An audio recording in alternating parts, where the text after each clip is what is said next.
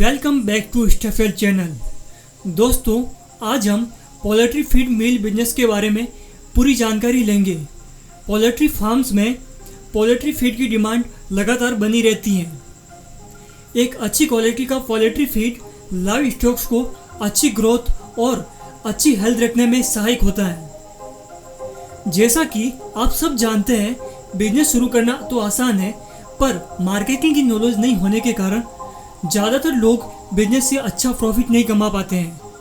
हम आपके लिए प्रोफेशनल रिसर्च के साथ लेकर आए हैं पूरा बिजनेस प्लान, जो आपको ग्राउंड रियलिटी और बिजनेस करने का सही तरीका बताएगा।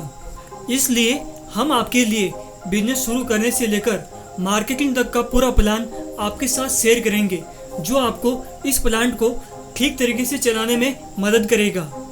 पोल्ट्री फीड मैन्युफैक्चरिंग यूनिट अगर आप सही प्लानिंग से शुरू करते हैं तो आप अच्छा रिटर्न ले सकते हैं। पोल्ट्री फीड का उपयोग पोल्ट्री फार्म में चिकन्स और डक्स इत्यादि को खिलाने के लिए कमर्शियल रूप में किया जाता है। ये एक कंप्लीट न्यूट्रिशन होता है जिसमें प्रचुर मात्रा में मिनरल, विटामिन और प्रोटीन सप्लीमेंट होते हैं। Poultry feed mill business animal food production industry के अंडर आता है, जिसमें लाइव स्टॉक्स के लिए फूड प्रोड्यूस किया जाता है और इंडिया में ये इंडस्ट्री सालाना 15% की दर से बढ़ रही है। ऐसे में आपके पास एक अच्छी अपॉर्चुनिटी है। Required machinery.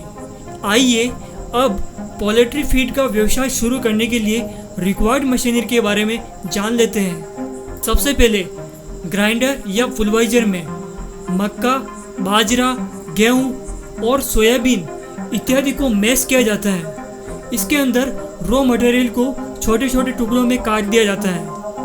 अब आगे इन बारीक इंग्रेडिएंट्स का उपयोग मिक्सर और ब्लेंडर में किया जाएगा। ब्लेंडर्स और मिक्सर में सही प्रोपोर्शन में मक्का, बाजरा इत्यादि को मिलाया जाता है। इसके अनुपात का एक निश्चित फॉर्मूला होता है। सभी प्रोडक्ट्स के लिए फॉर्मूला अलग अलग होता है। पेलेटर स्टीम बॉयलर मिल, इसके अंदर इस मिक्सर को कुकिंग की जाती है। इस पूरी प्रोसेस से बना फूड चिकन्स को अच्छे से डाइजेस्ट करने में मदद करता है। शिफ्टर्स या कन्वेयर बेल्ट के द्वारा इस फीड को पैकेजिंग के लिए भेज दिया जाता है, जहां बैग सीवर्स मशीन से पैकेजिंग की जाती है। ऑटोमेटिक पैकेजिंग मशीन या सेमी ऑटोमेटिक या फुल्ली ऑटोमेटिक दोनों प्रकार की मशीनों का उपयोग कर सकते हैं। ये आपके बजट के ऊपर डिपेंड करता है। अगर आप चाहें तो ऑटोमेटिक बैग फिलिंग मशीन का उपयोग भी कर सकते हैं। दोस्तों, पोल्ट्री फीड प्लांट अलग अलग कैपेसिटी के होते हैं, उसी के अनुसार उसकी लागत तय होती है। आप चाहे तो छोटे लेवल से भी शुरू कर सकते हैं। Required raw material. आइए अब कच्चे माल के बारे में जान लेते हैं। सोयाबीन, वाइट ऑफल, गेहूँ, मिनरल्स, कॉमन साल्ट, मक्का, बाजरा, इन सभी रॉ मटेरियल का उपयोग किया जा सकता है।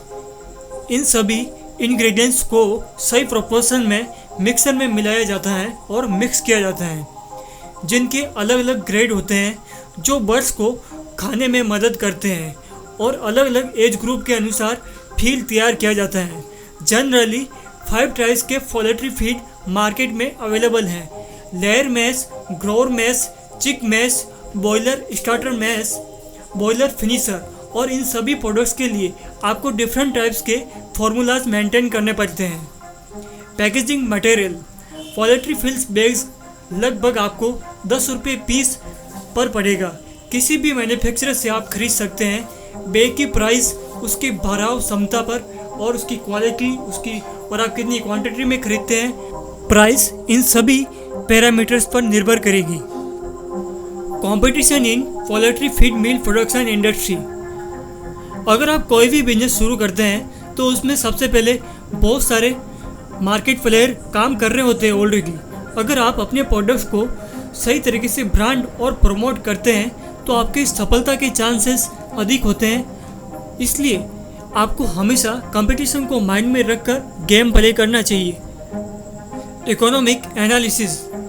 अगर आपने बिजनेस शुरू करने की सोच ही ली है तो आपको सबसे पहले इकोनॉमिक और राइट कॉस्ट एनालिसिस सही तरीके से एंश्योर कर लें।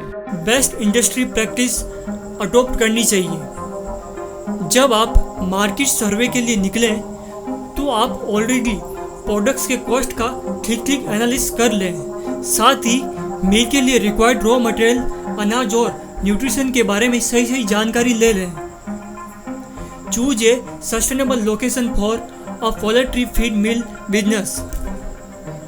पोल्ट्री मिल की लोकेशन तय करने के लिए पहले इन पैरामीटर्स पर ध्यान दें। The demand for poultry feeds in location. जो लोकेशन आप चूज कर रहे हैं वहाँ कितनी संख्या में पोल्ट्री फार्म उपलब्ध हैं। साथ ही पोल्ट्री फार्म की कैपेसिटी यानी कितनी मात्रा में लाइव स्टॉक है उन पोल्ट्री फार्म्स के पास का पूरा डेटा कलेक्ट कर लें। आपने जिस बड़ी सिटी को सेलेक्ट किया है वहाँ से पोल्ट्री फीड मिल की दूरी, इजी ट्रांसपोर्टेशन एक्सेस के बारे में भी जानकारी प्राप्त कर लें। Poultry feed mill business, the marketing plan, marketing ideas and strategies. Introduce your poultry feed मिल। आप अपनी मिल को इंट्रोड्यूस करें। इंट्रोड्यूस करने के लिए आपके आसपास पहले जितने भी पोल्ट्री फार्म हैं उनके मालिक से आप संपर्क करें। छोटे पोल्ट्री फार्म और शॉप से भी संपर्क करें।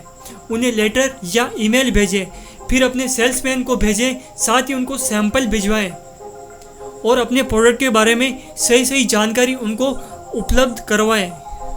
ऑनलाइन पोल्ट्री मिल की वेबसाइट भी बनवाएं और ब्लॉग्स भी बनवाएं और B2B पोर्टल पर अपनी वेबसाइट को जैसे इंडिया मार्ट जैसी वेबसाइट पर अपने बिजनेस को लिस्ट करें, जिससे आपको होलसेल में कस्टमर्स मिल सकें। इन सभी चीज़ों का उपयोग करके आप पोल्ट्री फार्म का नेटवर्क बनाकर अपने प्रोडक्ट के लिए सप्लाई करें। Pro advice for beginners. शुरुआत में छोटा प्लान लगाएं। मार्केट में सेट होने के बाद धीरे धीरे प्लान की कैपेसिटी बढ़ा सकते हैं। ट्रांसपोर्टेशन के लिए प्लांट की कैपेसिटी के अनुसार ट्रक या पिकअप खरीद लें, जिससे समय पर माल सप्लाई करने में आसानी होगी। अगर आप अपने बजट के अनुसार पोल्ट्री फीड बिजनेस शुरू करना चाहते हैं तो हम आपको पूरा बिजनेस प्लान और साथ ही मार्केटिंग सर्विसेज देते हैं, जिसमें हम आपको पूरी रिपोर्ट तैयार करके देंगे। इन व्हाट्सएप नंबर पर कॉल करें 8955991243।